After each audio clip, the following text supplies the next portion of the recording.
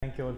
But I mean, I definitely really appreciate all of you all that have taken this time to come to temple in the month of Kartik and come to listen something about spiritual life, because I mean these kind of discussions.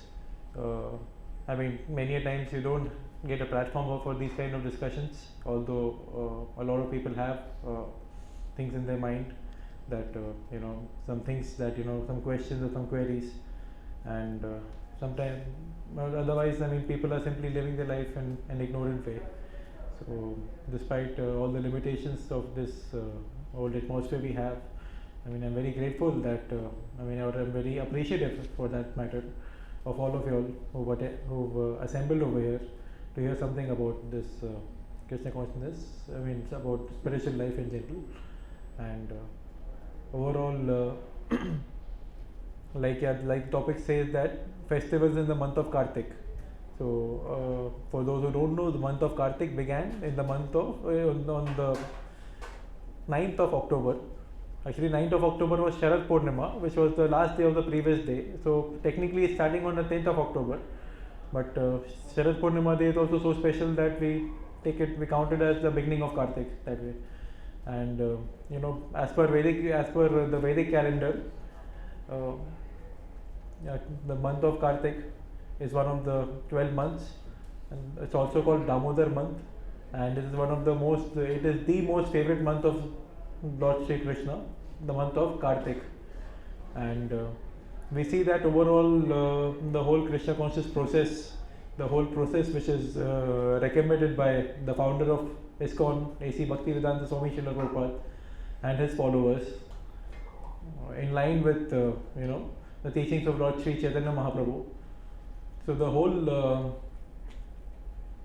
process, you see, it begins. I mean, there's festival every day, practically. The devotees in ISKCON, they celebrate festivals on a very frequent basis, and even like if they don't have a festival as per se, the daily lifestyle is only like a festival, because the day begins with chanting and dancing in the morning at 4:30. You will see kirtans and darshan, very divine darshan of the Lord, and so it's a feast basically for the eyes and the ears. The wonderful kirtan and the the darshan of the Lord. That's how we begin our day, and you'll see devotees dancing in the morning also, because there's kirtan in the morning also, and throughout the day, I mean, there are a lot of other programs, and in the night also you see the last part of the program, uh, which is the Shayan Darshan, which is making the Lordship sleep in the temple. Even in that program, there is a very beautiful, very wonderful atmosphere. The whole temple, you'll see that if you go at 8:30, if you go to temple at 8:30 and have darshan downstairs, you'll see that they dim the light completely. I don't know what they do on Sunday. I think little bit of light is there, but on other days they completely, keep minimal lights, and you can nicely focus on the Lord and get very beautiful darshan of Radha, Krishna, their Sakhis, and other deities over there, Sitaram, Lakshman, Hanuman, Gaunitai. So, I mean, so it's the whole day basically of a Krishna conscious devotee is almost like a festival. Even for prasadam, they have such wonderful foodstuffs offered to the Lord and shared by the devotees. So that's part of the daily lifestyle of a devotee. And a lot of these devotees, if you interact with them on one-on-one basis, you'll see that they have really wonderful experiences in some of the festivals that we celebrate. Like generally we have Janmashtami festival, Radhashtami festival, Sita Navami, Ram Navami, the appearance day of our Acharya Srila Prabhupada, or the Vasanta Panchami, many festivals, and also God Purnima, Nityanand Trayodashi. So we have a lot of festivals, Narsimha Chaturdashi, like this. So but month of Kartik is such that कि दिन खत्म नहीं हुआ, अगले दिन festival हो गया, फिर तीसरा दिन भी फेस्टिवल, चौथा दिन भी festival. It's a month filled with festivals actually, the month of Kartik. So, and most importantly in society like ISKCON, compared to what we see outside, is that the festivals are celebrated in the good way. Of course, like no one is against having fun. Krishna himself used to have fun with his cowherd boys, So it's not that we come over here and we are just sitting down and in silence or something like that. No, festivals are full of enjoyment ultimately. We have wonderful dramas also during various festivals that way. But at the same time, I mean, they don't end in disaster, Like people outside are forgetting the meaning of festivals. There are complaints coming on in Dandiya. You can understand what kind of news and all these things come out during the Navratri festival. And similarly, like in Holi, I mean, you see that it's a simple festival of color. So they throw things like egg on each other and contaminate each other, or it's like sometimes free license for free mixing of girls and boys, something like that. And Diwali also, I mean, of course, like no one is against celebration again, but you see that originally Diwali is supposed to be celebrated with the Lord in the center, for the celebration of Lord Sri Ram coming back from to Ayodhya, coming back to his people. So the people of Ayodhya, they welcome him back. That is the mood of Diwali originally. But unfortunately, like the whole mood of Diwali is something else only. People do puja of Lakshmi and Ganesh without Narayan nowadays, and that's very common actually. Lakshmi और गणेश की पूजा होगी, नारायण का आता पता ही नहीं मतलब. And you see which cultured woman would like to be invited anywhere without her husband? You tell me. Which woman would accept an invitation where her husband is not needed, but she is called alone, she is invited alone? कहाँ देखा है ऐसा? But that's become very common. Lakshmi ji, Ganesh ji की पूजा हो रही, नारायण कहाँ पर है? And also like people have this kind of whole extravaganza. Who's getting better clothes in Diwali? Who's giving more gifts in the office in Diwali? Diwali bonus ज़्यादा किसको मिलेगा? The Lord is completely been wiped out of the center in these kind of festivals. That's the whole situation, unfortunately. So yeah, I mean, yeah, we are not against enjoyment, we are not against fun, but then the basic purpose, that should not be forgotten behind any activity primarily. So the purpose of Lord, because the whole process, the whole idea is that we give pleasure to the Lord, we give pleasure to his devotees, and our pleasure is automatically taken care of.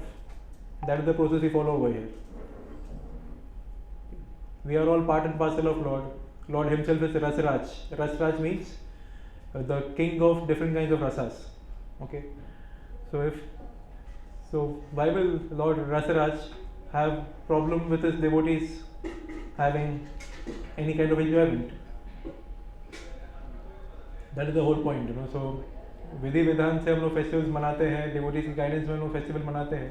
So we don't lose on anything else. In fact, we get even deeper satisfaction. We get a deeper kind of ecstasy, A lot of devotees, if you personally interact with them, they've had some really heart transforming moments in some of these festivals. And so that is a basic general message that I wish to share with you all as far as the celebration of festivals is concerned. And now the month of Kartik coming back, like we said that Kartik month or Damodar month is the most favorite month of the Lord, filled with festivals. These 30 days are really ecstatic for devotees. I mean, devotees, the daily routine is offering a lamp, offering diya in front of the Lord morning and evening in temples. And temples across various ISKCON centers, we have this practice. In fact, in countries like Dubai, devotees, have this do this Damodar program in various houses. You see, practically no Hindu household is left in countries like UAE without having a Damodar program. Such as the outreach of devotees actually, They go to different houses, they do kirtan, they make the devotee do lamp offering, and that way they cover various houses like this. So it's arranged in such a way that almost all Hindu households in the city of Dubai is covered practically. Almost. That is the outreach of devotees taking such efforts. And in the land of Vrindavan, Vrindavan is like Lord Shri Krishna's playground, sort of, the definition of God, God, generator, operator, destroyer. Okay, like He does generation like सृष्टि की रचना करते हैं, operation maintenance करते हैं, destruction फिर सर्वनाश भी करते हैं और फिर manifest भी करते हैं. So when he is not in the process of generation, operation, destroy, then what he is doing? Then what he is doing? Yeah, can you tell me? He becomes like Krishna when he's not. He becomes like Krishna. So he becomes in the form of Krishna. He remains the form of Krishna. Okay. Anyways, yeah. So and Firstly, when he's at work, he's like in the form of Vishnu. In Vishnu form, he does all the works. he plays the role of Vishnu. Okay. Yeah, okay. And when he's not, when he's not in the work, then he just remains as Krishna. And what he does as Krishna? Enjoys with his friends and his gopas and gopis and exchanges with his cowherd parents also, parents and all the Vrajvasis, right? That is what. Yeah, you're very correct. So yeah, I mean through the medium of Lord Vishnu, the overall maintenance and the conduct of the world is taken care of through the agencies of actually three expansions of the Lord, that is Brahma, Vishnu and Mahesh, which is the expansion of the main Supreme Lord, that is Lord Sri Krishna. And yeah, so like he said that when the Lord is not, besides the generation and operational and destroying function, the function of the Lord is to have loving exchanges with his devotees, basically. His the Gopas, Gopis, Sakhas, Sakhis, his parents and other cowherd boys and all kinds of Rajvasis, even the animals like even the various creatures in Vrindavan like the peacocks, the monkeys, the squirrels, the bushes of Vrindavan, actually even the bushes, they are also engaged in some kind of loving exchanges with them. That is the real, and that's real actually. It may sound like a fantasy to you all, that how come bushes can have exchanges with the Lord, or how can trees have exchanges with the Lord? But that is the reality. I mean, that is the origin of all other fantasies. If whatever is there in this world in the perverted form, that is in its originality, it's in its real form in the spiritual world. So, in the land of Vrindavan, basically, the Lord is his role goes beyond just generation, operation, and destroying. So, yeah, in the holy land of Vrindavan, you see it's a very festive mood actually. The whole of Vrindavan is jam packed. If you try to, tomorrow you want to take a flight ticket and reach Delhi and then Vrindavan or something like that, you will have to really struggle a lot to get even one bedroom for staying right now. It's so jam packed right now because that is the place to be over there. The reason is that the Lord is very pleased with any person who renders devotional service, who undergoes the bhakti process in the land of Vrindavan. And it's very special, the whole atmosphere over there in this month. So, yeah.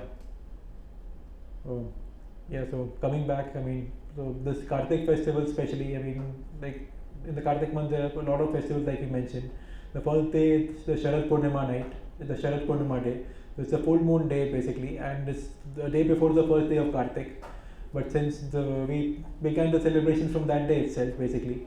So on the day of Sharad Purnima, like the gopis and Krishna gathers with his thousands and millions of gopis, and in full moonlight, and they're engaged in rasa dance, and each of the gopis, like Krishna expands himself in the millions of forms with the millions of gopis, and every gopi and Krishna arranges things in such a way that every gopi thinks that I myself am dancing with Krishna alone, but others are dancing alone. I am the only person who is dancing with Krishna, and others are dancing alone. So each and every gopi has that kind of experience, But actually Krishna is with everyone, but he is giving that experience that I am dancing with only you, others are dancing alone. So this kind of arrangement is there, and this kind of trance goes on.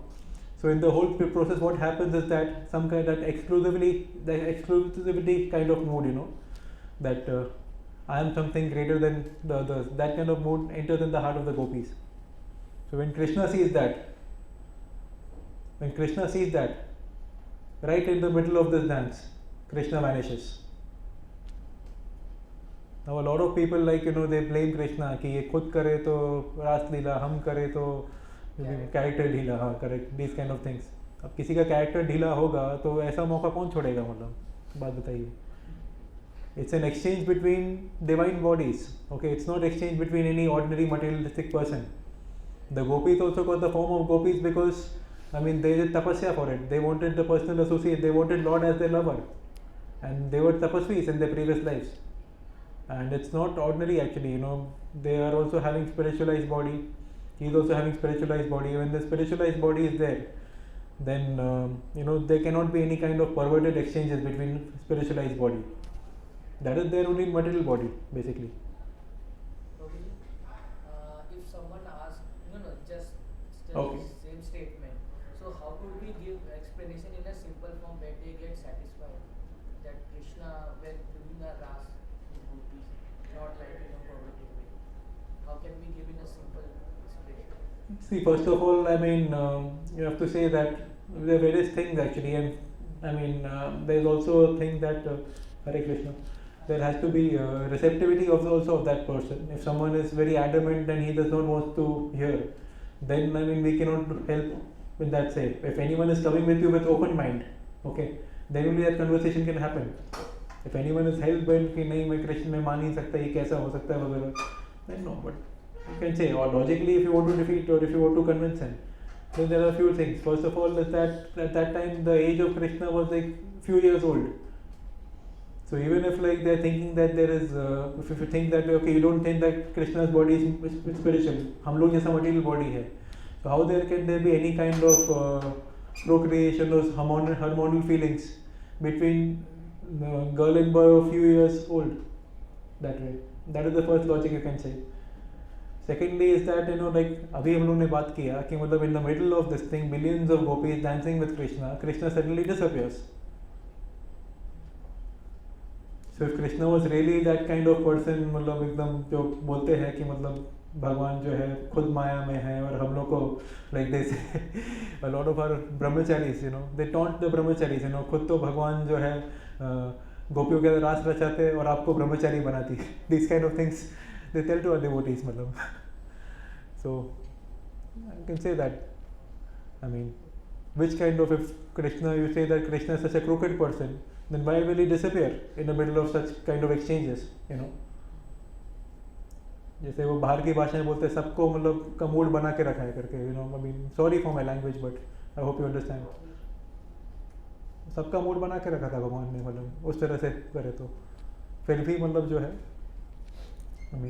and yeah, because Krishna wanted to teach a lesson to them basically, and Krishna, what happened was then, remembering Krishna, they started dancing together, all the gopis, after Krishna disappears, and they celebrated the whole night together actually. So it begins with Sharad Purnima, then we have various festivals like Bahulashtami is there, appearance of Radha Kund and Sham Kund, like Radha Kund and Sham Kund in Vrindavan are like the spiritual bodies, the spiritualized water, Krishna is and Radha is water, like liquid incarnation of Lord, you can say that. So it so happened that there was a bull by the name of Arishtasur.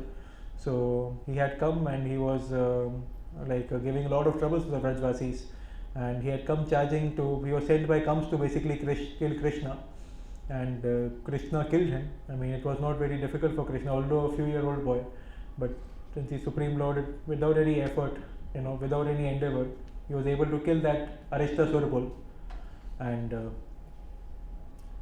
after killing that bull, the gopis, he wanted to have the association of the gopis led by Srimati Radharani, but they said that you don't come in front of us because you're a sinner.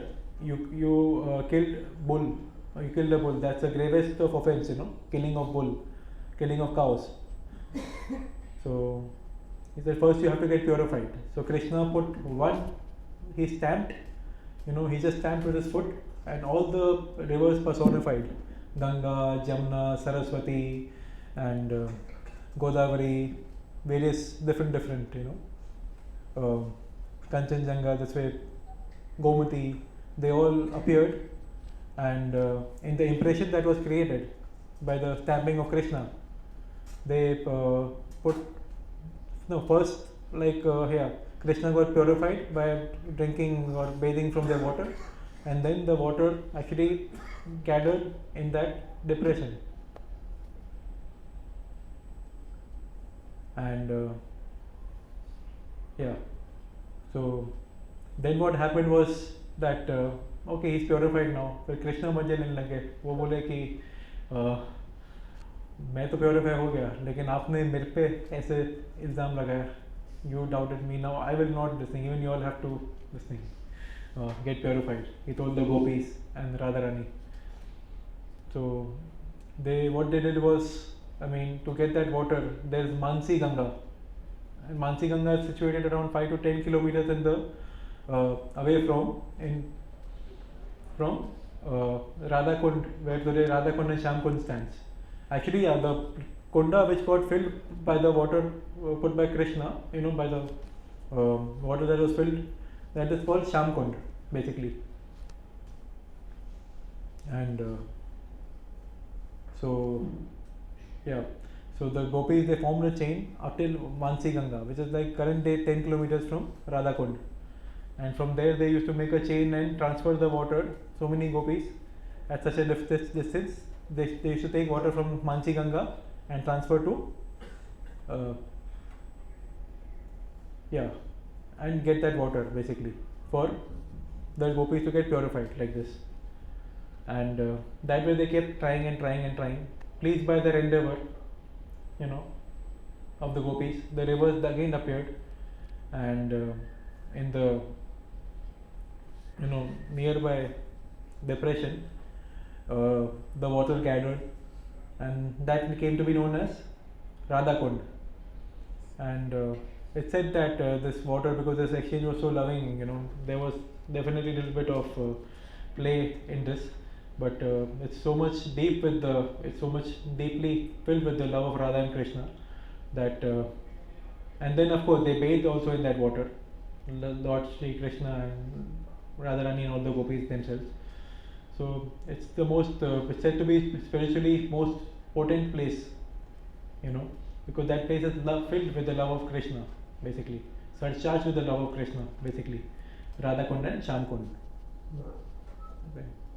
So on Bahulashtami that Leela happened, and every year in Vrindavan, a lot of devotees gather to take bath on that auspicious day, or just do Achman. We devotees do Achman generally. We do not go and take bath in that water because, we are in a very frivolous mood, Once what happened was Srila Prabhupada saw that devotees were playing with that water, throwing water on each other and all. So he chastised. He said that this is Radha Krishna incarnate actually, because the Lord bathed in that, and the Lord also gave benediction that basically, this kund, which is filled by Radharani and other gopis, so they will be as worshipable as Radharani herself. So that is the benediction that Lord gave. So it's not cheap to take bath in that. So therefore, we have permitted to just do Achman basically in that. So Bahulashmi is one of the festivals. Gopashmi was one of the festivals when Krishna graduated from being a tender of just calves. He used to not. He was, of course, a teenage boy at that time, and pre-teenage, he was just tending to calves, not the grown-up cows, basically. But on the day of Gopashmi, he's given independent charge. From now on, you can tend to the cows, basically. So that day is Gopashtami, and another special feature of Gopashtami is that Krishna does not, when he goes out in the forest to tend to the cows, Yashoda Mai offered him to wear footwears, to wear some footwear. Like if she, as a mother, she used to get concerned that he'll travel in the whole of village and all the forests, and he'll go far off, and he'll get cuts in his feet, basically. So he should wear some footwear. But Krishna was like, okay, you're giving footwear to me, then I have lakhs of the thousands of cows that we have. Each of them, you first offer them footwear. and they have like four feet, no? Like the cows, they have 4 feet. तो एक एक को 4 करके ऐसे हजारों के हिसाब से उनको दो, तब मैं पहनूंगा. Because in Vrindavan, Krishna was very simple, you know. Sometimes like Yashoda Ma used to give him ornaments to wear. So ठीक है, माँ का मान रखने के ornaments पहन के निकल गया. फिर बाद में after reaching the forest, what he used to do is he used to keep the ornaments away and he used to wear garlands made of flowers. He liked to be that way only, in like no footwear, just simply wearing garlands, like a simple cowherd boy Krishna liked to be in Vrindavan, basically. I mean, it was more like an obligation, basically, like the royal attire and all in Dwarka and other places. So Krishna had to do because he had some duties to perform, basically. Otherwise, he was not someone who Krishna liked more being the cowherd boy, basically, the Lord Shri Krishna. So that is the Gopashtami festival. Also, another special feature of Gopashtami festival is that on the day of Gopashtami, Radharani in many temples in Vrindavan, she's dressed up as, she's made to dress up as one of the Gopas, the cowherd boys, because she thought that I will also participate in this tendering to the cows, and she would disguise herself as one of the cowherd boys. So we have Gopashtami festival. Then of course Diwali is the day when Lord Sri Ram came back to Ayodhya after killing the demon Ravan, and he returned basically after a span of 14 years. So definitely, like, it was a day of jubilation and celebration. And our mode of celebrating Diwali is that we welcome Lord Sri Ram in our heart. We welcome Lord Sri Krishna, who is of course non-different from Lord Sri Ram, into our heart. That is our aspiration, basically. And on the day of Diwali, actually the Damodar Leela also happened, and this is another very sweet Leela, Damodar Leela. I mean the Leela of breaking the pot, you know, and tying up of Krishna, basically. That's also very sweet Leela, a very sweet story, a very sweet pastime, and that happened to be on the day of Diwali itself. Like Krishna was, he had broken the pot and he distributed the butter he got from that pot among all his friends, and of course, all Yashoda Mai herself was annoyed, and all the neighboring gopis also, they also were annoyed, you know, because Krishna, it was a regular thing. Krishna का रोज का था ये, मतलब हमेशा का था, तोड़ फोड़ करके माखन चुराना वगैरह, अलग अलग लोग neighboring homes में जाके माखन चुराना. That was like a regular thing for Krishna. So this time, like, his mother got annoyed and she was ready to tie him. So all the neighboring ladies, they came together to tie Shri Krishna. So when they were trying to tied him, of course, like, ultimately Krishna is the Supreme Lord, you know. He's got the whole universe in his abdomen, basically. Thousands and millions of universe, basically. So how can a mortal person tie the abdomen of the Lord? But pleased by the endeavor of Mother Yashoda, and because they were trying to tie, and what was happening was, they would extend the rope, you know, they get all kind of other ropes and tie it amongst each other, and then try to tie Krishna's belly. And to their amazement, what was happening was, each time they were trying to tie his belly, the rope felt 2 fingers short. And a lot of ropes they kept tying, because ultimately you cannot tie Krishna. Krishna has the whole universe, and whole universe in his belly. So how can you tie, like, a ordinary or a person with limited resources? Tie the whole with ropes. Get all the ropes in the world and tie the whole circumference of universe. It's not possible, basically. But they kept trying, and all the time, like, it so happened that it was just 2 fingers short, you know.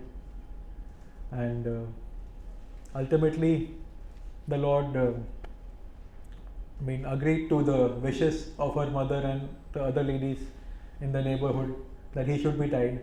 So he allowed them to tie because that was their endeavor, and that was their aspiration, basically. कि आज तो इसको मानना है करके. So Lord allowed it to happen. चलो. So that Leela happened on the day of Diwali itself. So that was another day of celebration for us, because we also, like, we want to, like, we aspire for Krishna's love, and we also are making endeavors to awaken the love of Krishna in our hearts, basically.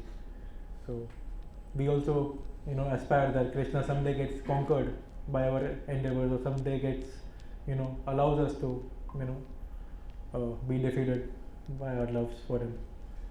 So that is the Damodar Leela, Diwali, Gopashtami, Bahulashtami. These are some of the festivals we discussed. And another, like the day after Diwali, we celebrate the Govardhan Puja. You must have noticed the Annakut festival. Various households in India we have Annakut festival. Chappan Bhog offering is made to, sometimes like a picture of Govardhan is made, or sometimes a form of Govardhan is made.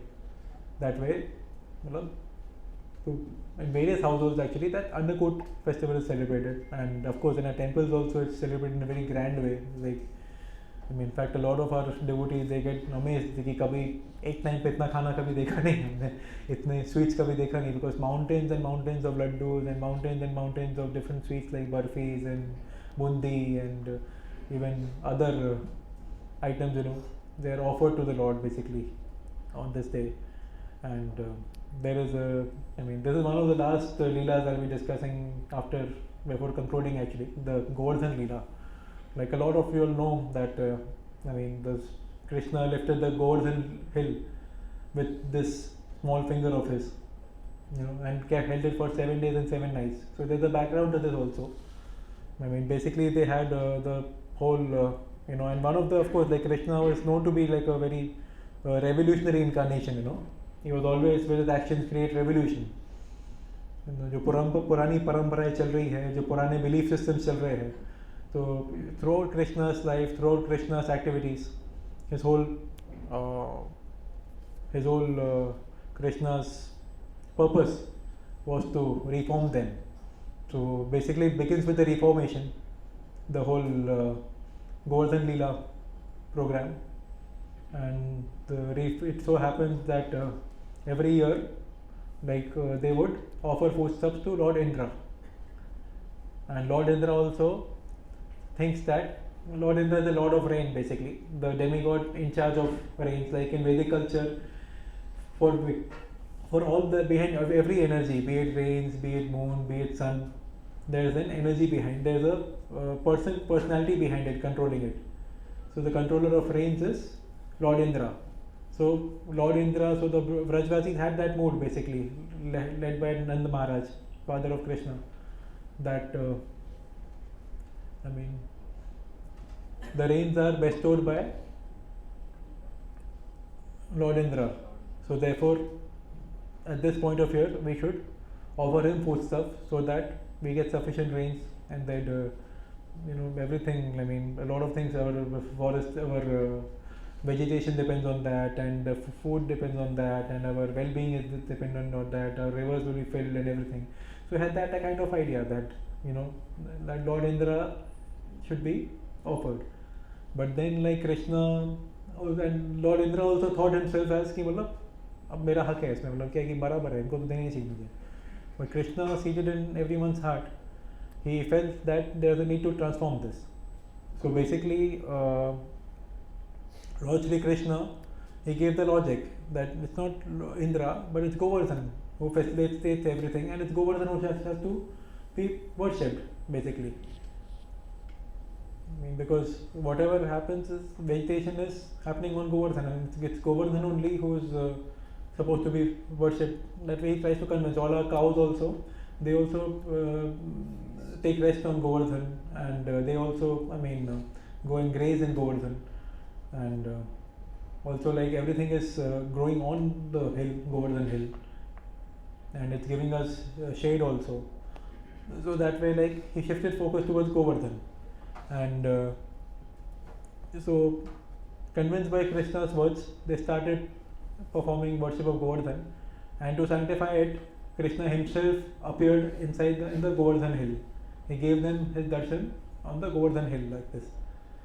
So this whole festival was going on, and Indra saw that. Indra got devastated. He thought that who is this small child, because Krishna was very few years old at that time. But of course, like, he was a special, he was the Supreme Lord himself. So I mean, but externally he will appear like a small child. So he saw that this Brajwasi should be punished. एक छोटे बच्चे के बोलने पे मेरे को जो honour मिलना चाहिए वो नहीं दिया इन्होंने. So इनको लेसन सिखाते हैं. ऐसे कैसे कर सकते हैं? मैं इनको पानी देता हूँ. मैं इनको सब देता हूँ. So there was a devastated rain actually which happened for 7 days and 7 nights. The whole village was flooded, and Krishna, who apparently was such a small child, he simply lifted Govardhan on his small tiny finger for 7 days and 7 nights. And some interesting exchanges also happened. Like while he was holding with his left hand the Govardhan hill, he was also playing flute from his right hand. And also like he gave an idea to so that कि चलो कि सबको लगे कि we also participate. So the other boys also, his friends also, they were giving support with their stick, and they would think that okay हमारे कारण ही balance हो रहा है करके. So this kind of feeling he gave them basically.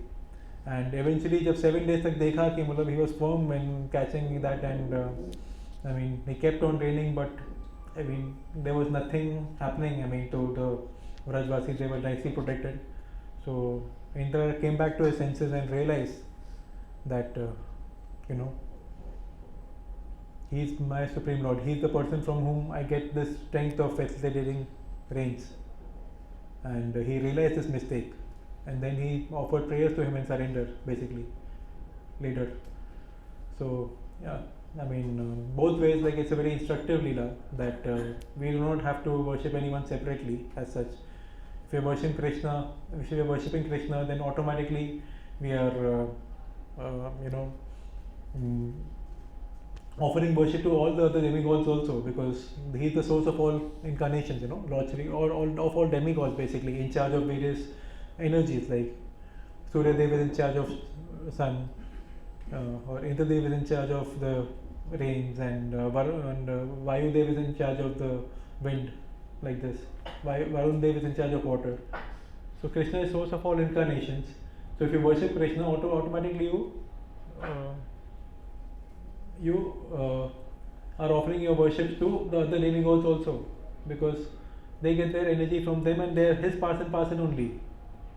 They are the supreme lord. Like a lot of people, they say कि मतलब in fact even the people of other Abrahamic religions like Islam and Christianity, they say कि Hinduism में तो आप लोग multi gods है आपके, मतलब आपको पता ही नहीं आपके supreme lord कौन है. But if you see the scriptures, if you see the Shastras led by Srila Vyasdev, Lord Brahma, Narad Muni, they term Krishna to be the supreme lord, and all the other demigods are his parts and parcels basically.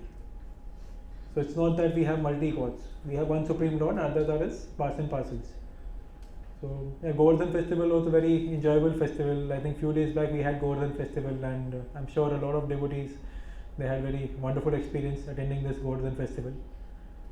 So this way, like Kartik, every day practically there's a celebration. These are some of the few festivals I've mentioned: Bahulashtami, Gopashtami, Govardhan Puja, Diwali, Govardhan Damodar Leela. So few of the incidences and few of the festivals I've mentioned, which devotees celebrate in the month of Damodar.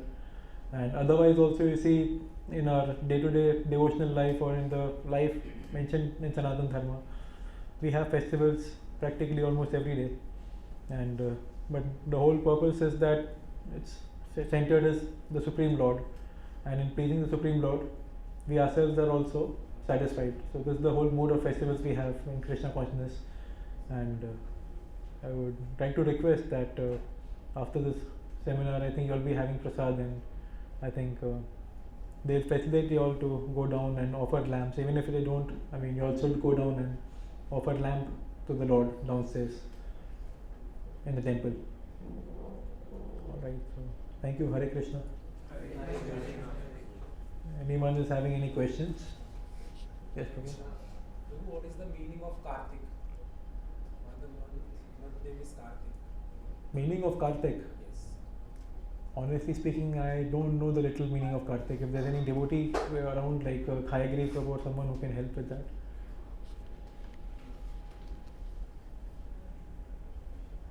आपको मालूम है? Yes. I had a question. No, this has to be addressed first. Yeah, you tell your question in the meanwhile. We'll just, So, how how long does it take to do the Govardhan Parikrama? Yes, Prabhu. How long does it take to complete the Parikrama of the Govardhan hill? On average, 5-6 hours actually. Yeah, devotees do circumambulate the Govardhan Parikrama. It's around 20-24 kilometers. And it may sound like a big tapasya or something, but it's very much recreational activity because there's sand. You're practically walking on sand for a long part of your parikrama, and despite doing the parikrama barefoot, He said he will take few minutes. what? He needs some time. Oh, okay, okay. He'll come and address the meeting. Okay. All right. Yeah. It depends on one's pace and one's strength and everything. It's 24 kilometers, 25 kilometers long as per today's area calculation. And a lot of devotees do that, walking around the Govardhan hill. And yeah, 4, 5, 6 hours is the general this thing, but one's pace may vary, one's strength may vary, one's stamina may vary. Prabhuji, Yes, Prabhu. Prabhuji, why didn't Indra recognize Lord Krishna as, he is the supreme, where he is the source of my energy? Why didn't he recognize? Why did he not recognize? Yeah, I mean, it's very sometimes, Indra, the kind of position and power you have, like you must have heard that, right? The power corrupts. Power corrupts. Sometimes, like, I mean, that's why it said that, when you have so much wealth around you, such a powerful position, king of heaven. So that position, obviously, like the kind of facilities that they have, the kind of opulence that they have, it can get bewildering, And that with demigods are anyways like not like the very pure unalloyed devotees. They are devotees, but they have their limitations, they have their conditioning that way. Of course, he realized that position, then he came and offered his apologies also to Lord Krishna, and he offered prayers also to Lord Krishna. So he got reformed, but then he gets bewildered, behek jana matlab. And of course, like he felt that as his own, like that mode of proprietorship comes in, मेरा flat, मेरा ये, मेरा वो, ये इस पे मेरा हक है, ये मेरा है, that controlling and proprietorship mode. So he was a little bit overwhelmed with that, basically. Yes, Prabhu. Prabhu, what benediction did Lord Krishna and Lord Srimati Radharani give for each other's schools? The places where they purified themselves. One would get Krishna Prem, one would be annoyed with Krishna Prem, like whosoever comes and prayed, then, devotion. That was the benediction. Save for Radhakund also. Well, for that was certainly what Radharani blessed for bathing in Shamkund. And for Radhakund, I mean, it's like not.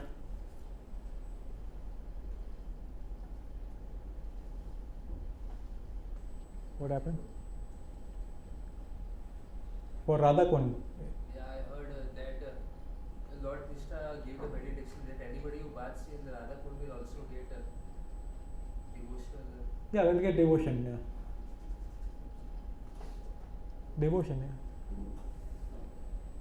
Pure devotion, pure unalloyed devotion.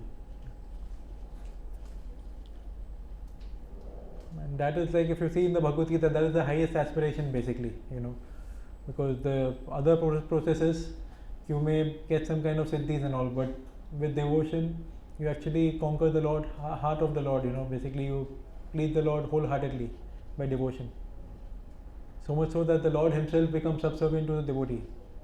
So there's no higher this thing than offering loving devotion to the Lord. There's no higher process than that. Yes, Prabhu. Can you explain more about pure devotion, like what it is? Pure devotion? Devotion and pure devotion. Yeah. Devotion is performing any activity for the pleasure of Lord. It can be anything, basically. It can be offering of worship. It can be distribution of prasadam. It can be kirtan, singing for the pleasure of Lord. So devotion can be anything. And yeah, pure means like devotion, exclusively for the pleasure of Lord without having any ulterior motive. That is pure devotion. Without any tinge of some other desire, basically. Like primarily the desire is to simply please the Lord. That is pure devotion. The Lord and His devotees, basically. To please them.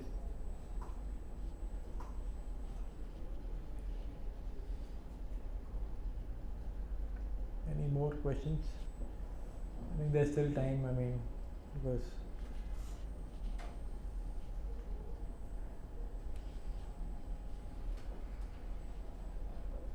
yes, Prabhu. In the month of Kartik, you said that we need to go to the Shurtiya. So I just want to understand like what is the most significance of Diya and chanting?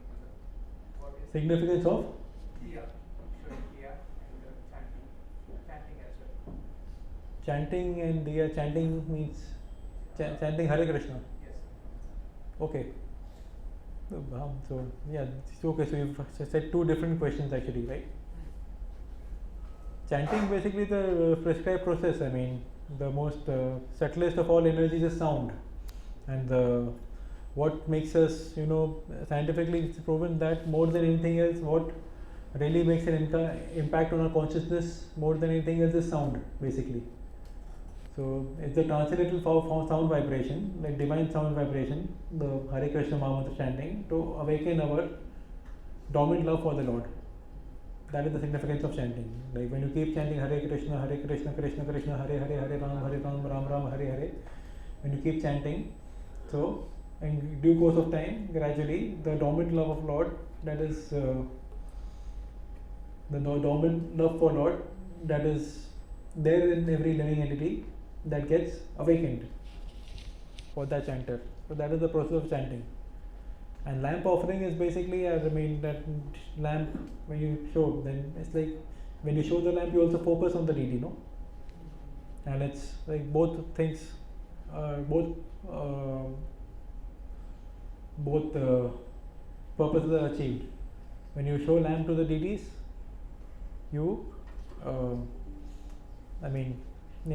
so automatically through the agency of the lamp, your focus is made, and also like you're making an offering to the Lord. Hare Krishna. Both these purposes are achieved, and overall only offering of diyas, offering of agarbatti, dhoop, and through the agency of fire again, like sound is one agency, fire is also very powerful agency of the Lord, Agni, basically. Like the Panchatattvas, sound and Agni and various other elements.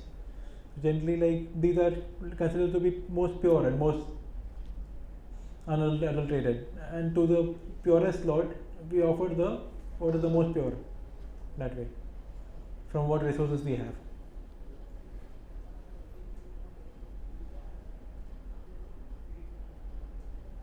Did my question convince you? Okay. Can we continue or can we conclude? Will you please?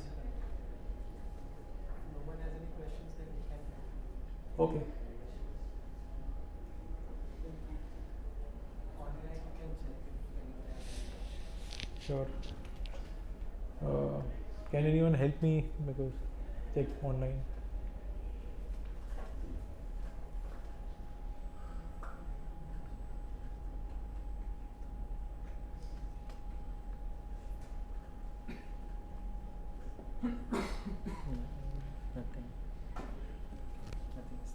We'll just give a minute for anyone to type in online. If anyone has any question online, he can type in.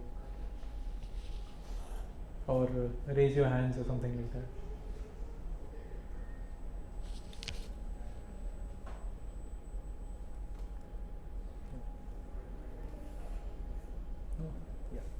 Alright, then I think we are done with the questions and answers and clarifying of doubts. And yes, Prabhu. Yeah, actually, that question, the meaning of Kartik, you were asking, right? Kartik means What does Kartik mean? Kartik means joy, happiness. So this month is very much liked by Krishna because it self-meaning happiness. So that's why in Kartik only Lord Krishna performed so many pastimes. He may explain. That's why so many pastimes. Lila, festival. This is a month of festival like this. So Kartik means happiness. Okay, someone is trying to ask or talk or phone. Can you? Balaji Mantri Prabhu. Actually, he just joined. So okay. Yeah. Right. All right. I think we are done. And thank you so much. Hare Krishna. What's the next part of the program?